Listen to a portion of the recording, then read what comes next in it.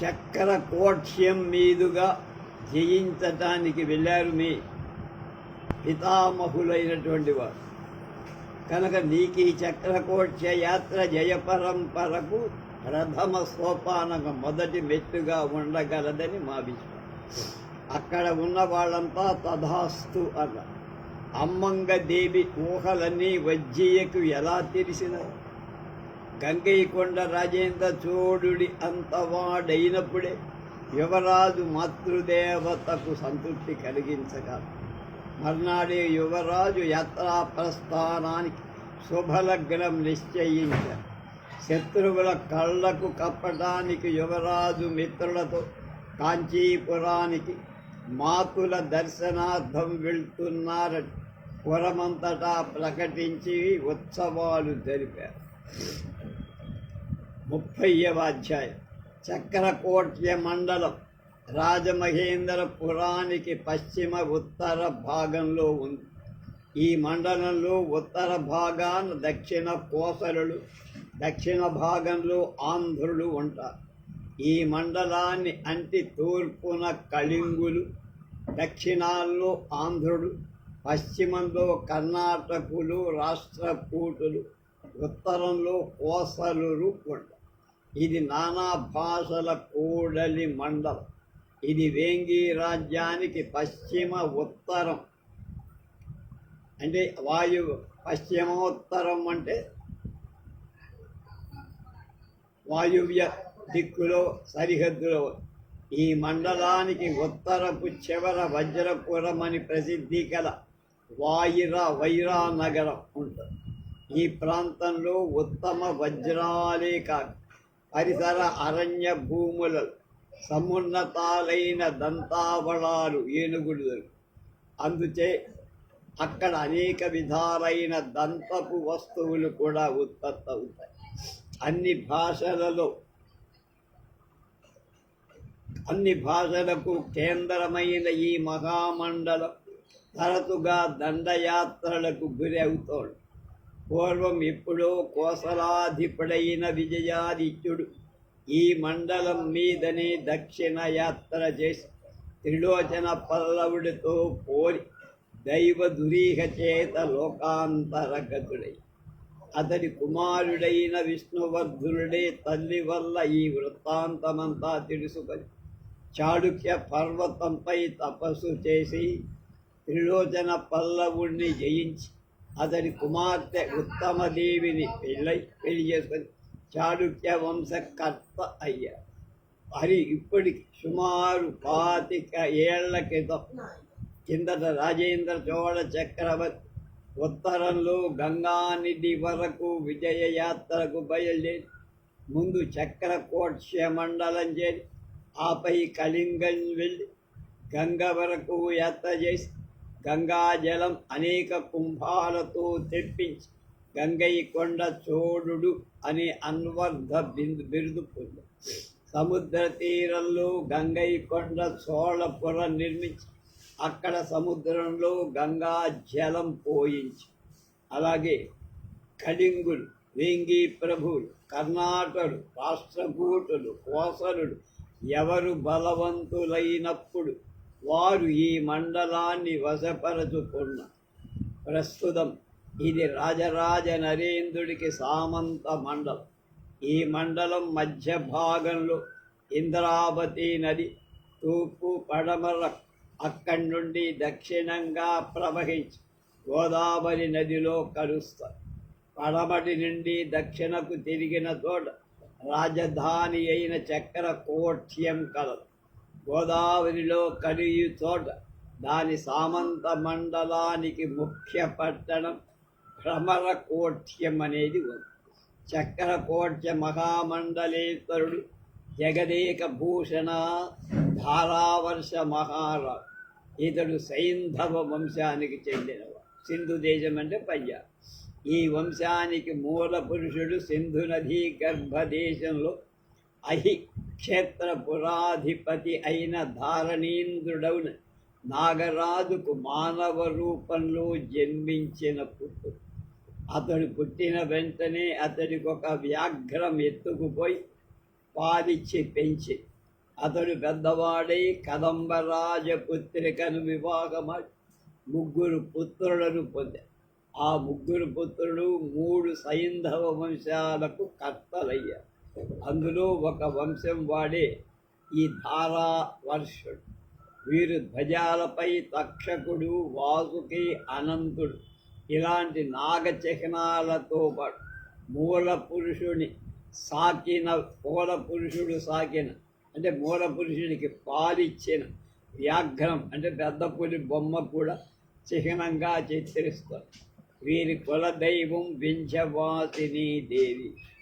దీన్ని ఇన్ని మండలాలకు మధ్యలోనున్న చక్ర కోట్యాధిపతులు ఒకరి అధికారం తప్పించటానికి మరొకరి సహాయం పొంది వాళ్ళకి సామంతులవుతున్నారు. పూర్వం వీళ్ళు 14 రాష్ట్రకూటులుగా, ఆ తర్వాత కుంతల చాళుక్యులను సామంతులు. ధారావర్షుని తండ్రి వేంగి చాళుక్యులు గంగైకొండ చోడుని సహాయంతో కుంతల చాళుక్యులను ఎదిరించి వేంగి సామంతుడు అయ్యారు. వేంగి ప్రభు ఈ మహామండలేశ్వరులను అధికారంతో చూస్తుండే. కానీ ధారావర్షుడికి ఇది కూడా ఇష్టం లేకుండా ఉంది. ఈ ఏడాది నిజ చైత్ర మాసాంతంలో కుంతల చాళుక్యులు వేంగి మండలంపై దండెత్తడానికి సిద్ధపడు. అది ధారావర్షుడికి రాయబారం పంపారు. కుంతక చాళుక్యుల రాయబారుడు ధారావర్షుడు కోరినన్ని సైన్యాలు ఆ మండలానికి సహాయంగా పంపటానికి త్రైలోక్యం వల్ల దేవరుడు సిద్ధంగా ఉన్నారని ధారావర్షుడు పరసైన్యాన్ని తన మండలంలో ఉండటం తనకు అపాయకరమని ఎదిగిన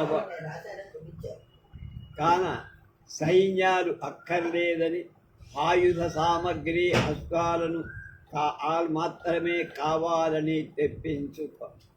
చక్రకోట్యం సరిగా ఇంద్రావతి నది మలుపులో ఉంది. అక్కడ బలిష్టమైన జలదుర్గము కూడా ఉంది. దానికి ఉత్తరంలో పశ్చిమంలో పెట్టని అగర్తగా ఇంద్రావతి నది ప్రవహిస్తుంది. అటువైపున ఆ కోట గోడలు దుర్భేద్య.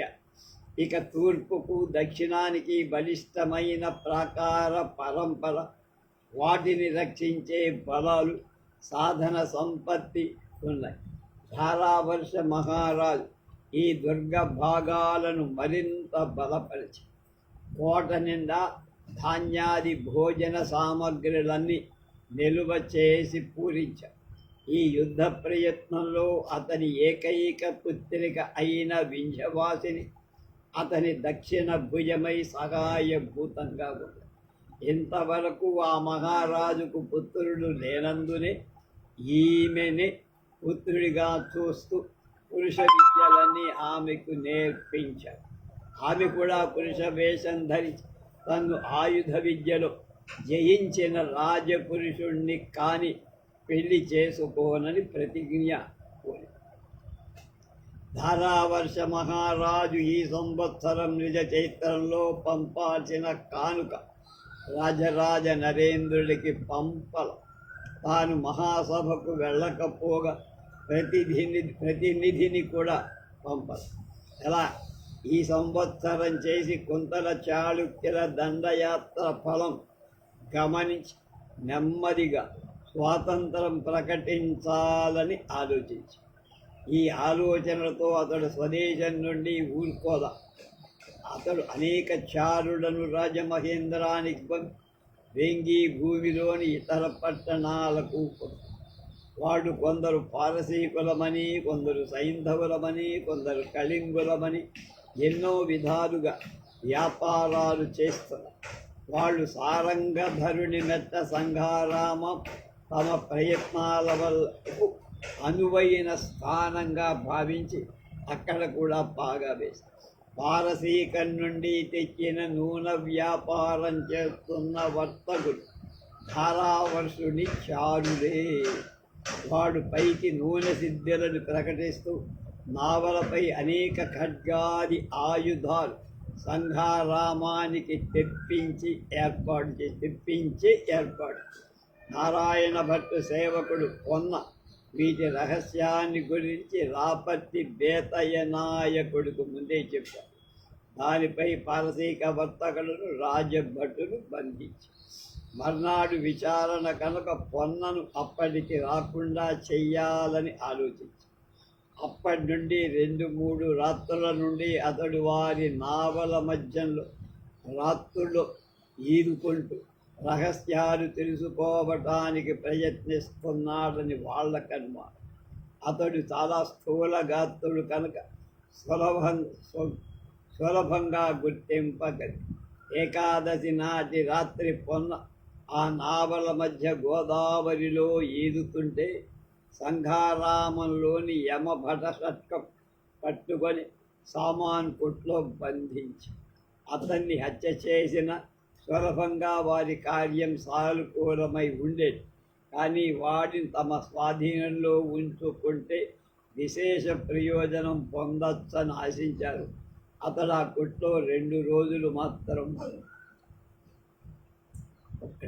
రోజులు పొన్న అధికరణ స్థానానికి రాకపోవటంతో ప్రాడ్వివాకుని ఉపదేశంతో పొన్న సాక్ష్యం వినకుండానే నూనెవర్తకులపై అభియోగంలో తీర్పు చెప్పారు. సభ్యులంతా ఏకగ్రీవంగా వర్తకులందరూ శిక్షార్హులని, సేవకులు క్షంతవ్యులని అభిప్రాయపడ్డారు. క్రయిక ద్రవ్యంలో మిశ్రమం చేయటం పెద్ద నేర. నూనెలో కలిపి ఆ 2 వర్తకులకు 1 ఏడాది కారాగార శిక్ష, మరొక 1000 గజ్జానాలు అపరాధాన్ని వేసి ఈ ద్రవ్యంతో కొంత భాగం నూనె కొని నష్టపడిన వారికి ఇచ్చేట్లుగా గురునాథ శ్రేష్ఠి తీర్పు చెబుతూ సేవకులు 3 వదిలేశారు. కానీ వాళ్ళని వదిలేసిన వెంటనే రాజభటులు 2వ నేరానికై బంధించి ఇది రాజద్రోహం. దాని విచారణ ఇంకా ప్రారంభం కాదు. పొన్నను బంధించడం చేత అతని వాంగ్మూలం లేకపోవటంతో వర్తకుల సేవకులు అప్పటికి తప్పించుకోగలిగారు.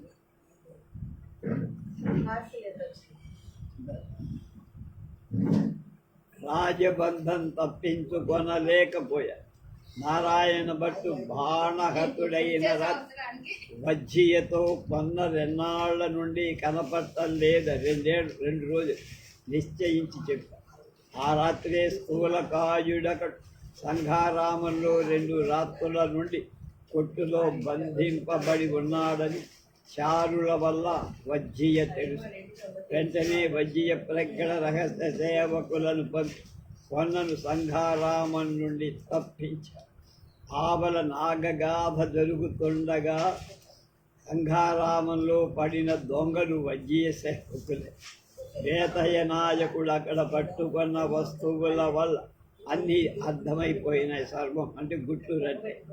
ఇలా ఒక వంక ధారావర్ష మహారాజు చారులను పంపి రాజరాజ నరేంద్రుడి రాజ్యంలో అల్లకల్లోలం విజృంపజేయే ప్రయత్నంలో ఉంటే వజ్జియ ఊరుకుంటాడా? అతడు చారచక్షువై సహస్రాక్షుడిలా సమస్తం గమనిస్తూ ప్రతిక్రియ ఎక్కడికక్కడ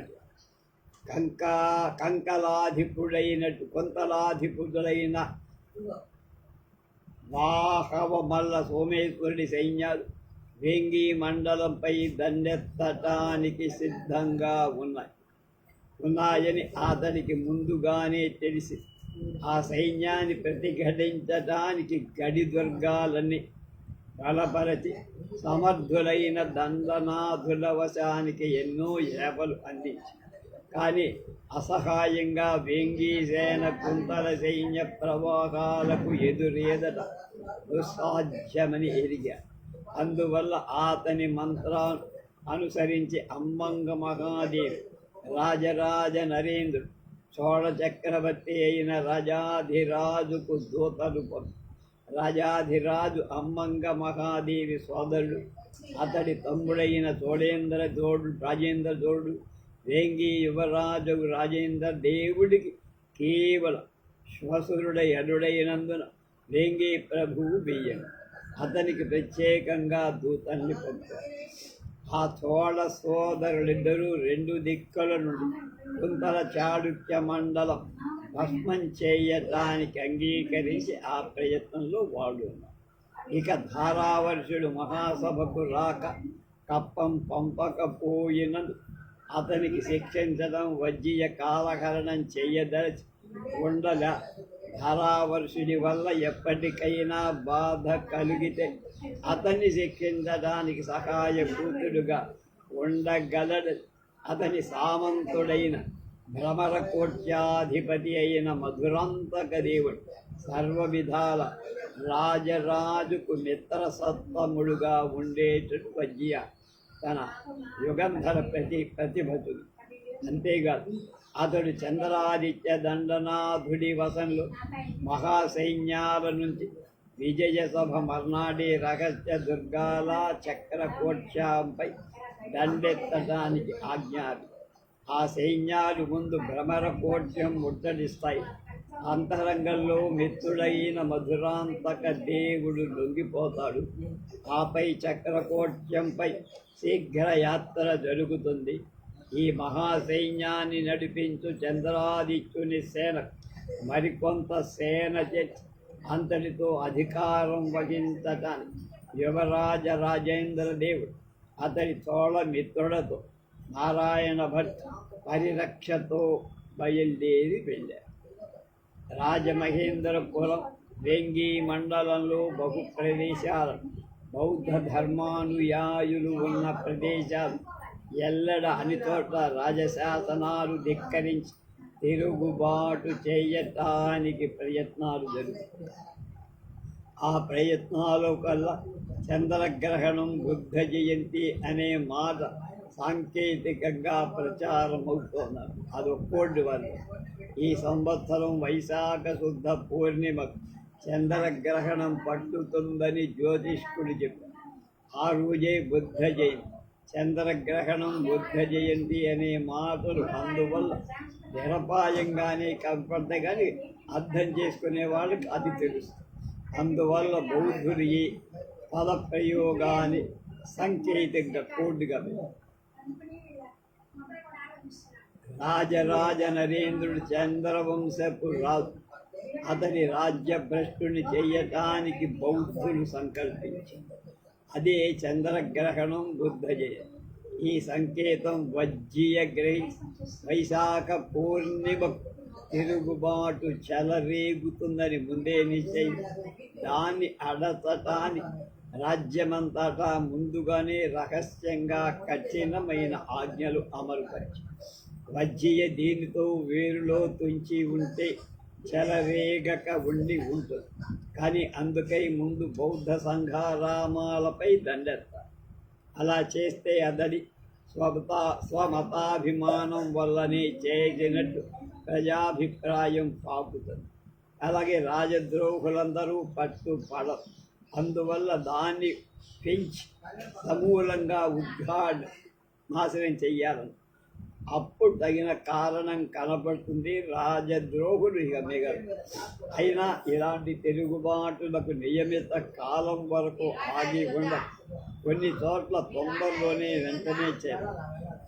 అలాంటి పరిస్థితి అరికట్టడానికి అతడు సిద్ధపడి ఈ ప్రయత్నాలన్నింటిలో వజ్జీయకు నృపకామ దండనాథుడు దాసుడు దండ కుడి భుజంగా క్రీడా వినోదాల్లో ధనుర్విద్య ప్రదర్శనమాడు ఏదో జరుగుతుంది అని సంశయం వచ్చింది. అందుకే రాజరాజ నరేంద్రుడు ఆనాడు ధనుర్విద్యా పరీక్షకు రాదు. ఈ విధంగా ఒక వంక బౌద్ధ ధారావర్షుని త్రైలోక్యమల్ల దేవరల ప్రయత్నాలు సాగుతుంటే అన్నిటినీ ప్రతిఘటించటానికి వజ్జీయ ప్రతిక్రియలు చేస్తూనే ఉన్నారు. ఇప్పుడు వేంగి మండలంలో అనేక ఉద్యోగాలలో జైనులు ఉన్నారు. వాళ్ళు బౌద్ధులతో కలియకుండా చేయటం వజ్జీయ ప్రతిభ.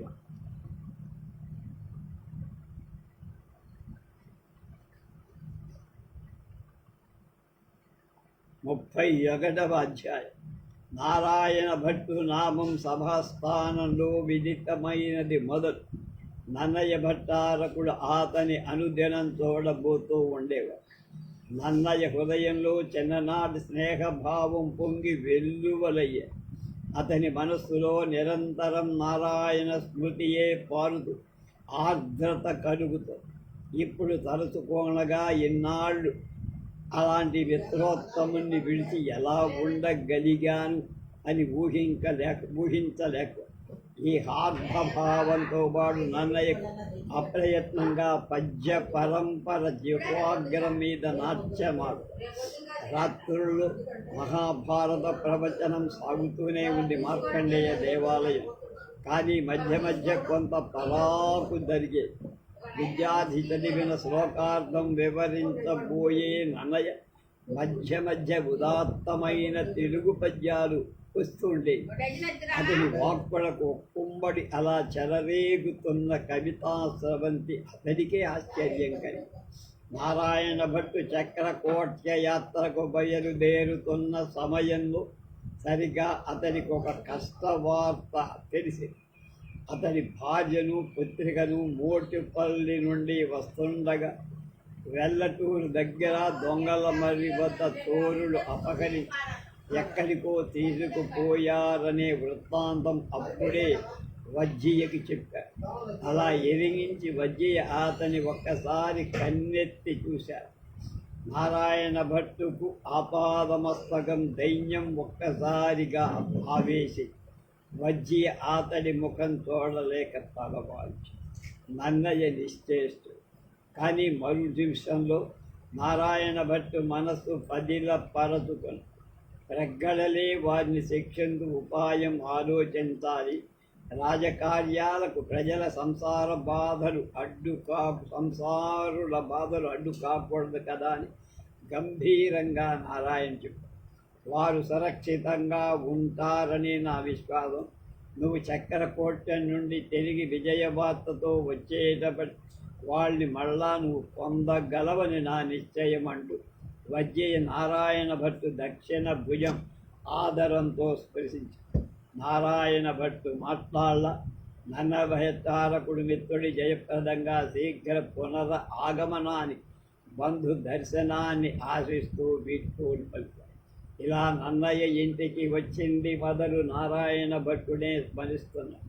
అలా నారాయణ భట్టు స్మరణ చేయగా నారాయణ అవతారుడైన శ్రీకృష్ణ భగవానుడు అతని హృదయ ఫలకంలో ఉజ్యోతితుడయ్యారు. వెంటనే రెండవ కృష్ణుడు శ్రీకృష్ణ ద్వైపాయన్ వేదవ్యాస మహర్షి అందులో ఆవిర్భవించారు. ఆ వెంటనే అనేక పర్యాయాలు పాఠక ప్రవచనాలు చేసిన శ్రీ మహాభారత ఆమూలాగ్రం ఒక్కసారి విద్యుత్ వేగంగా ప్రవహించింది. ఆ కృష్ణద్వైపాయనుడి జయవాక్ తాను తెలుగులో చెబితే ఎలా ఉంటుంది అని. నన్నయ్య భట్టారక ఏమి సాహసం! అది దేవవాక్. శ్రీమన్నారాయణావతారుడై శ్రీకృష్ణ ద్వైపాయనుని పవిత్ర వాక్. అందులో వేద సంహితమైనటువంటి వేదవ్యాసుని మహాభారతం.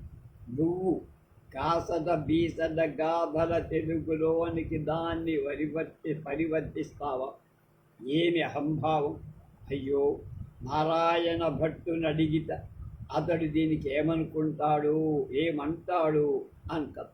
ఈ విధంగా నన్నయ్య భట్టారకుడి హృదయంలో ఉత్సాహం, భయం, పాటులకు భయంకర తుఫాను చెలరేగి. సరిగా ఆ సమయంలోనే విద్యార్థి వచ్చి పావులూరి మల్లన ఇద్దరు నూతన కవి మిత్రులతో అతని కోసం వేచి ఉన్నాడని చెప్పి వెంటనే నన్నయ్య వాడిని రమ్మని అని ఆహ్వానించి పావులూరి మన్నలతో వచ్చిన వారు అధర్వణాచార్యులు వేములవాడ భీమ. కుంతల దేశం నుండి దేశ సంచారం చేస్తూ విద్యా ప్రదర్శనలు ఇటు వచ్చిన పండిత శ్రేష్ఠుడి అధర్వణాచార్య. గొప్ప వైయాకరణి, ఆంధ్రాలలో గొప్ప కవి. పంప భారతాన్ని ఆంధ్రీకరింపకం మొదలుపెట్టాడు. ఈ కుర్రవాడు వేములవాడ భీమకవి.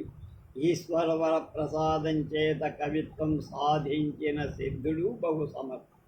వీళ్ళిద్దరూ నిన్ను చూడటానికి వచ్చారు భట్టారక. ఇలా మల్లన వాళ్ళని నన్నయ్యకు పరిచయం చేసి నన్నయ్య వాళ్ళని అందరినీ ఆదరంతో లోపలికి ఆహ్వాని ఉచితాసనాల మీద కూర్చోబెట్టి అప్పుడు అతడు అధర్వణుని ఎన్నో ప్రశ్నలు అడిగాడు. ఏ గ్రామం, తల్లిదండ్రులెవరు, గోత్రం, శాఖ, ఎప్పుడు రాజమహేంద్రం రాచారు, ఎన్నాళ్ళు ఉంటారు, పంప భారతం ఎంతవరకైంది. అధర్వణుడు అన్నిటికీ సమాధానాలు. ఇలా నన్నయ్య అధర్వణుడితో ప్రసంగిస్తుండగా భీమ కవికి కోపం పెరిగి ఒక మాట కూడా నన్నయ్య అతనితో మాట్లాడాల. మంత్రసిద్ధుని అంచు ఇంత నిరసమా, మంత్రసిద్ధుడి మీద ఇంత నిరసన భావమా అనుకుంటున్నాడు. ఇంతలో నన్నయ్య మల్లయ్య వంక తిరిగి, ఈ పిల్లవాడు సిద్ధుడంటివి, ఇతనికి ఉపనయనమే అయినట్లు లేదేమయ్యా, ఎన్నేడు నాయనా అని అడిగా. నాకు తెలియదు, మా అమ్మగారిని అడగా. పాపం నీకు తండ్రి లేడా, గోత్రమేమిటి? నేను ద్రాక్షారామ భీమేశ వరప్రసాద లబ్ధుడ. ఆ భీమేశుడే మా తండ్రి అని మా అమ్మగారు చెప్పింది. నేను ఈశ్వర గోత్రుడను. నన్నయ్య ఉపనయనం చేసుకోలేదేమయ్యా, యవనం వస్తున్నా వేదాధ్యయనం ప్రారంభింపని ద్విజబాలకుడు యవనాలయ్యా, కాలం మారింది. భీమన ఒక్కసారి సిగ్గుప పూజ్యుడైన నన్నయ్య ఆదరాతిశయంతో ఉపనయనం చేసుకోమని చెబుతుండగా అతడి యమనగడ్డు. మా అమ్మగారికి విషయం చెబుతా, మంచిది, దీర్ఘాయుష్మాన్. అలా అనుతూ నన్నయ్య మళ్ళా అధర్వణుడితో ప్రసంగం మొదలుపెట్టి, నన్నయ్య మీరు నారాయణ భట్టును ఎరుగుదురా? అధర్వణుడు ఒక్క క్షణం ఆలోచించారు. పావులూరి మల్లనయే అందుకొని ప్రత్యుత్తరం చెప్పారు. కుంతర దేశంలో ఉండగా బాగా ఎరుగున్నట నన్నయ్య. పాపం అతని దక్షిణ బాహు ధనుర్విద్యా ప్రదర్శనలో రాజపుత్రుడొకడు ఈ మధ్య బాణంతో కొట్టాట కదా, విన్నారా? అవును, విన్నా. మల్లనాచార్యుని వల్ల అతడు బాహు సమర్థుడు, ధర్మం కొరకు తీవ్రంగా పోట్లాడతాడు. అందువల్ల ఎక్కడ కూడా అనేక మందితో ఆయనతో విరోధం కలిగి. ఆచార్య, మీరు అన్నదంతా నిజమే. విద్యార్థిగా ఉండగా కాంచీలో విద్యార్థి బృందానికి అతడే నాయకుడు. అతడు విద్యాలయం మీదికి తెచ్చిన పోట్లాట్లేనా? విద్యాలయం మీద పోట్లాటంటే ఏమిటి అన్నాడు మల్లన. శాస్త్రార్థంలోన. శాస్త్రార్థాలైతే భయమేమిటయ్యా? మాకు యాదవ ప్రకాశంతో తరచూ శాస్త్రార్థాలు జరుగుతూనే ఉంటాయి. వాటికే ఇవి సాక్షాత్తు కొట్లాట. ఒకమాడు అక్కడ సంఘారామంలోని శ్రమణులు ముగ్గురిని వీధిలో కొట్టేశారు. ఆ రాత్రి శ్రమణుల భక్తులు అనేక మంది కర్రలు తీసుకొని, కత్తులు తీసుకొని గురుకులంపై దండెత్తారు. కులపతి వచ్చిన వాళ్ళని శాంతపరిచి పంపుతుంది. కానీ అంతసేపు మేము ఎంత ఆపినా నారాయణ భట్టు ఊరుకుంటాడా? తానొక్కడే పోయి వాళ్ళందరి మీద లంఘిస్తానంటూ మమ్మల్ని వదలమని పెనుగులాడుతుండగా ఎందరమో పట్టుకొని మేము అతి కష్టం మీద అధర్వుడు. ఆ శ్రమణువుల తప్పేమిటి? వాళ్ళ వేదాలు బ్రాహ్మణులు కల్పించిన అబద్ధాలని, శృతి మూర్ఖ ప్రలాపమని వీధిలో జనాలకు బోధ చేస్తుంది. దారిని పోతున్న మా ఇద్దరు చెవులు ఆ మాటలు వినబడి నేను చెవులు మూసుకున్నా. ఆ బోధ చేయు శ్రవణులను నారాయణ భట్టు ఎదురై నూరు మొయ్యమని గతి. వాళ్ళది లక్ష్యం చేయక పూర్వపు బోధ చేస్తుండగా నారాయణ భట్టు వాళ్ళ ముగ్గురి మీద పడి పీత కొట్టుడు. అప్పుడు అక్కడ జరిగిన కల్లోలమేనా నేను నారాయణ భట్తో కొట్టవద్దని చేస్తున్నా. ఛత్రంతో శ్రవణులకు అడ్డుపడి ఆ పక్కన పిండి వంటలు చేసే వర్తకుడు, ఆ శ్రవణుల అనుయాయులు వారందరూ నాపైడి గొడుగుతో కొడుతున్నాడంటూ నన్ను కొట్టారు. వంటలు చేసేవారి పిండి ముద్రలు నా దేహమంతా ముద్రితమయ్యి నా ఛత్రం గొడిగి విరిగిపోయి ఇంతలో రాజభటులు వచ్చి మా విద్యాధివేశాలు చూసి అప్పటికప్పుడు అక్కడి నుండి తప్పించి గురుకులానికి చేసి అధర్వణుడు కొంత తొందర ఉన్నది కానీ బహుధర్మబుద్ధి నారాయణ భట్ట తొందర ఒకమారు కామాక్షీదేవి ఆలయ సమీపంలో వసంతోత్సవం జరుగుతోంది. ఆ ఉత్సవంలో ఒక జవ్వనిని ఆ యువకులు కొందరు వెంటనంటి హాస్యాలతో నిర్బంధిస్తున్నారు. ఆమె వాళ్లకు నోటి వచ్చినట్టు తిడుతోంది. ఆ స్త్రీకి అవమానం జరుగుతుందని నారాయణుడు నిశ్చయించి వెంటనే అందరి యువకులపై పడి చేతికి అందిన వాళ్ళు చేతి పుట్టిన కోట దొరపాలి రక్షించాడు. ఆ పిమ్మట నారాయణ భట్టును మోగించి వెంటనంతగా దానిండు తప్పించుకోవటానికి ఆయన దుర్ఘటమే. చివరకది వారకాంతాని ఆ యువకులలో ఒకడి వద్ద ముందు డబ్బులు తీసుకొని కామవాంఛ తీర్చక పారిపోయిందని మళ్ళా ఈ ఉత్సవంలో గుర్తించి వాళ్ళు అట్లా దాన్ని నిర్బంధించారని మాకు తెలుసు. నారాయణ భట్టు పెంకగా ప్రవర్తించినప్పుడు గురుకుల విద్యార్థులు మా వారకాంతకు అప్పగింత పెట్టుమని అతన్ని బెదిరిస్తూ ఉండేవాడు. అలాంటివి ఎన్నో ఉన్నాయి. నన్నయ్య భట్టారకుని మనసు పూర్వ స్మృతుల్లో నిండిపోయి ఒకసారి సహగమనం చేసే ఒక పతివ్రత పూర్తో చెయ్యాలని నారాయణ భట్టు కథలతో విన్న ఇక నన్నయ్యతో వచ్చిన కార్యాన్ని నివేదింప వీలు లేనప్పుడు అధర్వణాచార్యులు ఆలోచించి అడిగారు. అధర్వణ ఆయనకు ఒక చక్కని కుమార్తె ఉండాలి కదా. ఆ పిల్ల బహు చాకచక్యంగా 8 ఏళ్ల నిండకు ముందే ఆమెకు కలిగిన సంస్కృత జ్ఞానం కళ్యాణ కటకంలో అబ్బురంగా ఉంది. నన్నయ్య నిట్టూర్చారు. తీర్థయాత్ర చేసి వస్తుండగా ఆ పిల్లను తల్లిని దొంగలెవరో పల్లకీతో సహా ఎక్కడికో తీసుకుపోయారట. ఇవాళే వార్త అంది. ఎంత మాట, పాపం ఎక్కడా ఏమిటి అని మల్లం మట్టి ప్రోలకు అరక్రోశ దూరంలో ఉండే దొంగల ఒక్కటి ఉందట అక్కడ. ఈ బౌద్ధ శ్రమణులకు ఎంతకైనా చేసే సాహసుల పాపం వారిని అక్రమంగా నిందించటం ఎందుకు అన్నానన్నయ్య. దొంగలందరూ బౌద్ధులంత న్యాయమా? కాదు. కానీ బౌద్ధ సంఘారామములున్న చోట్ల సమీపంలోనే ఇలాంటి దొంగతనాలు దుర్మార్గాలు ఎక్కువగా జరుగుతున్నాయి. ఆ విషయంలో దేశాటనం చేసిన మా బోంట్లకు అనుభవం ఏమో మరి.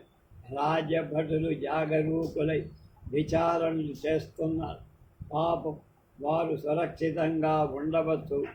వారికి ఆపద వస్తే నారాయణ భట్టు దేహంలో ప్రాణాలు ఉండవు కాదా మరి. పాపం అతని ఏకైక పుత్ర, మీకెందరు పుత్రుడు భట్టారక ఒక్కడే. నన్నయ్య చెప్తాడు. కాంచీ పట్టణంలో గురుకులంలో వేదాధ్యయనం చేసి సిద్ధాంత గ్రంథాలు పూర్తి చేస్తున్నారు. ఈసారి చాతుర్మాస్యపు సెలవులు విద్య సంపూర్తి కావచ్చు. మలనార్య మావాడు ఆర్య భటుని మ్లేచ్ఛ సదృశని తిరస్కరిస్తారు. నాకు అతడి మాటలు యుక్తియుక్తంగానే ఉన్నాయి. నీ ఉద్దేశం ఈ కాలపు వారి పైత్యమది. కేవలం సూర్య సిద్ధాంతం తప్ప వేరు ప్రామాణ్యం అంగీకరింపని వారి మతం అది. ఆర్యభటుడు మ్లేచ్ఛ దేశంలో విద్యాభ్యాసం చేసి ఉపదేశించిన విషయాలు ప్రత్యక్షంగా సత్యాలని తోచుతుండగా గ్రహింపకూడదా? అట్లయితే శబ్ద ప్రమాణం కంటే ప్రత్యక్షం బలవత్తరమంటావా అన్న. నల్లన నవ్వుతూ, నన్నయ్య మీ శాబ్ద ప్రమాణానికి ఒక నమస్కారం. అప్రత్యక్ష విషయాలు ఎలా ఉన్నా కళ్ళకు కనపడే గ్రహగతులు సూర్య సిద్ధాంతానికి విరుద్ధంగా ఉంటే మేమేం చెయ్యగలమయ్యా? గణకులం అన్న. తిథులు కళ్ళకు కనపడతాయా అన్నాడు. మీమాంసకు నమస్కారం. మేం అనుభవ జ్యోతిష్కులం కానీ సిద్ధాంతులం. నీ కుమారుడు విద్య పూర్తి చేసి వచ్చాక సూక్ష్మంగా ఇద్దరం కూర్చొని చర్చిద్దాము. అదృష్టశాలివి అన్నపార్య విద్యా వ్యసనాలు గల పుత్రుడు పొందావు సంతోషం అన్నారు. పెద్దల ఆశ ప్రభావం భగవత్ కృప అన్నాడు నన్ను.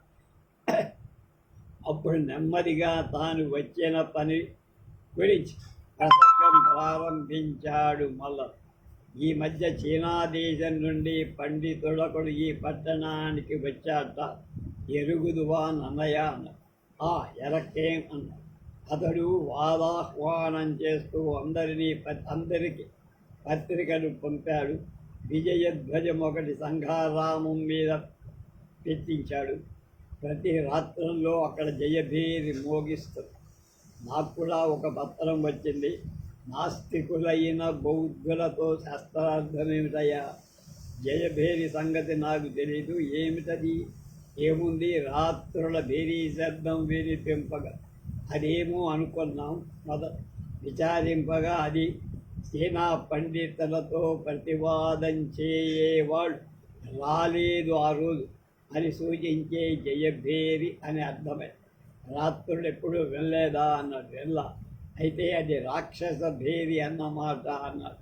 అలాగే అధర్వణులు ఇటువంటి కథలు సంభవిస్తే వాటి తర్కపటిమ ప్రదర్శించాలని చూస్తున్నారు. దైవవశములో ఇది తటస్థించింది. వెంటనే ప్రతిపత్రిక వ్రాసి పంపారు. ఆ సందర్భంలో నిన్ను చూడాలని ఇక్కడికి వచ్చి. అన్నయ్య ఒక క్షణం ఆగి అన్నాడు, నాకు వివాదాలు ఇష్టం లేదు మల్లన.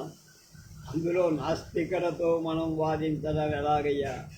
వాళ్ళకి మనకు ప్రమాణంలో సమానత ఉంటే కదా వాదించాల్సింది. అలాంటి చోట శాస్త్రవాదానికి అవకాశం లేదని నా మతం. ఇక వాళ్లతో పాటు నలుగురను చేర్చి అల్లరి చేయించాల్సి వంటు. ఎవరు ఎక్కువ రభస చేస్తే వాడు గెలిచేటట్టే కదా. అధర్వణాచార్యుడు అప్పుడందుకు, మీరు చెప్పేది నిజమే, కానీ వాళ్ళు అంత నిర్భయంగా ప్రచురిస్తే చేస్తున్నప్పుడు వారికి ఏదో విధంగా ఎదుర్కోవటం సామాన్య జనం వాళ్ళ మాట ఎదుర్కోకపోతే సామాన్య జనం వాళ్ళ మాయల్లో పడిపోతారు.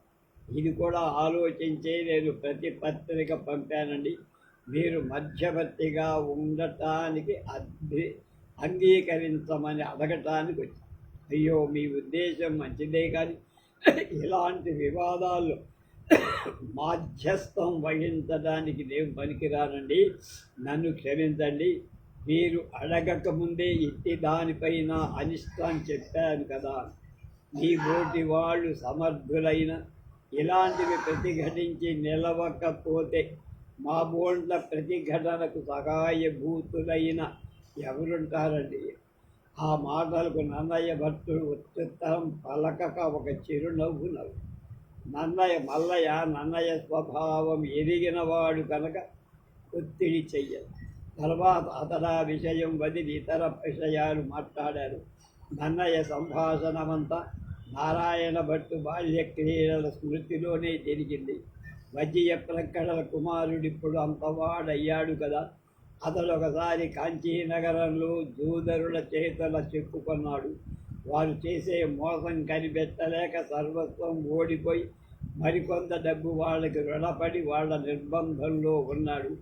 ఈ సంగతి సూచన విద్యార్థుల వల్ల నారాయణ భట్టు తెలుసుకున్నాడు.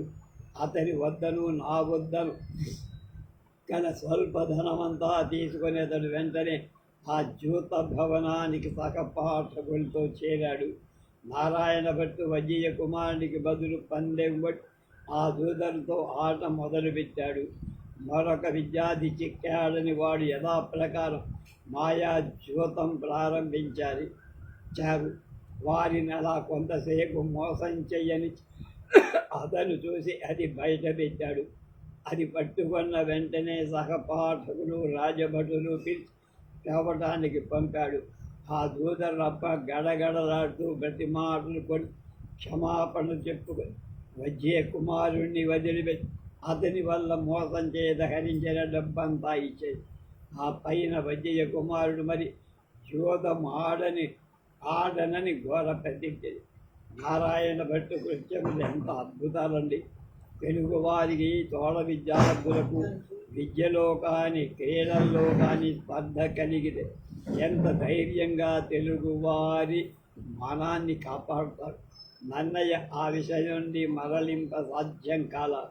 కొంతసేపు వాడు నన్నయ్య స్వాగత ప్రకటనను ఊకొట్టి సెలవు తీసుకొని వెళ్ళారు. రేపు 32వ అధ్యాయం.